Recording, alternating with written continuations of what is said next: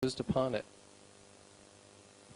Yes. You mentioned a lot of adaptations. Are there a lot of, there's a lot of creative work as well? Yes, there's people are making their own work, and there are graphic novels out there waiting to be printed.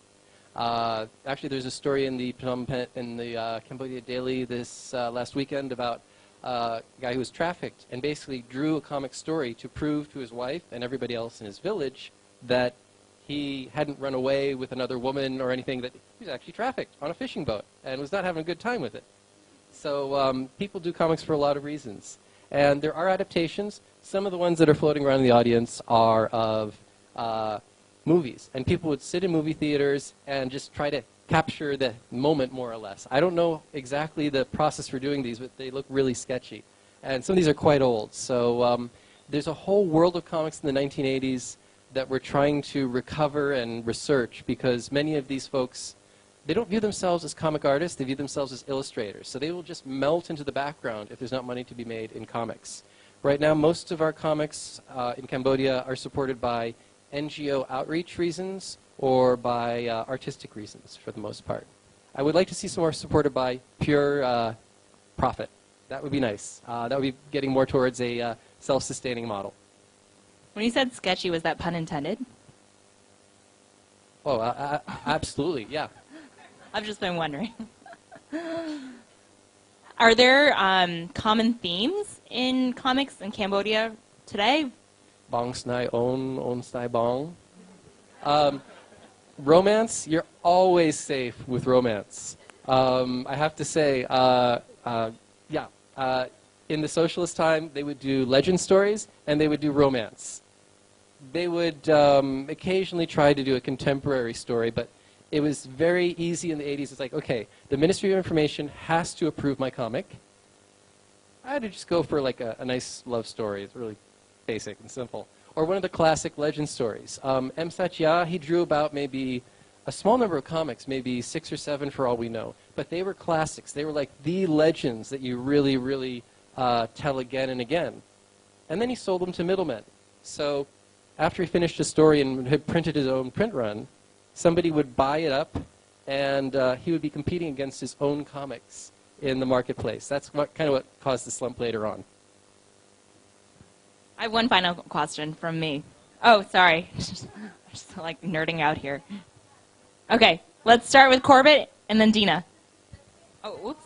10 years old, I do the comic when I was 10 years old. This is my business. I have a bookshop, like have 400 or 1,000 comics, and I rent out. So my question is that how the comic influence the children in America. Are you American, right?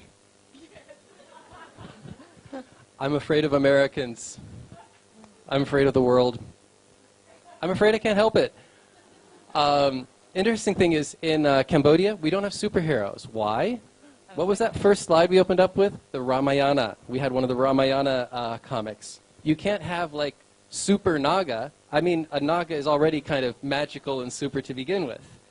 So look at Hanuman. He can do pretty much anything. And not only that, he gets to sleep around. He doesn't like have to have like a clean reputation like Superman. There aren't like any little bastard super babies going around there. So yeah, I think getting back to your question, what was again about? How does it affect American culture? American children. American children. Well, interesting thing is there's not much difference between Cambodia and USA, in that it's the medium of comics is viewed as a medium for children or adults who are childish. So but we have seen comics that are created for adults. Like there's a story of Akira. There's the French comics that are about quite serious topics. There's that one Luc Srai Cholbar.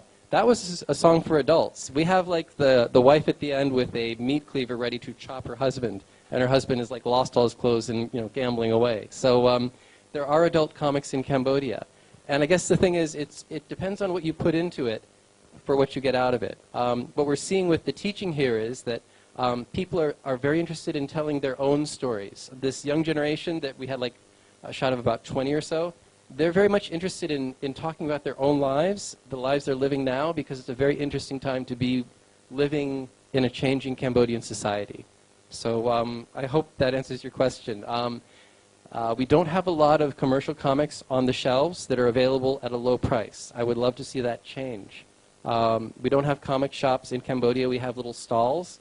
We have bookstores that might have a comic here and there, but it's hit or miss. So I would love to see a comic shop like you had open again at some point. When I was 10 years old, most of the comic story that I read is about romantic. And also the adventurous, like the Rose Vance lady in the comics.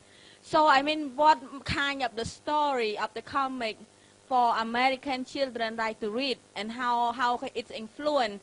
Do the American children like to be brave, adventurous, or do they like to drink or eat the fast food? I mean, how is how super size me or something? We're seeing a lot more diversity in the Anglophone American comic market, which I was very happy to be away from here in Cambodia and exploring a different culture. So sometimes the large majority of American comics are superhero comics. There's actually a supervillain called Angkor. There's superheroes that are of Cambodian background, and their idea of diversification is affirmative action superheroes. So I'm not quite sure I buy that. I'm very happy to be here in Cambodia, and as for what kids are exploring right now, actually American children are very much into manga, which is quite interesting. So they're into a mix of things. It's diversifying slowly but surely. There's a lot of superheroes, but there is some more manga, and there are a lot more girls reading comics in America. But I'm here to talk about Cambodian comics. So if anybody has any more questions, then I will... We have one more question from Corbett. You sort of got it a little bit, so it's mostly... I'm curious about the age groups that are reading here. You mentioned like manga in America, and obviously manga reads all age groups in Japan. But here, is it gender as well? Boys or... Can you get into the demographics of the readership a little bit more? Demographics of the readership.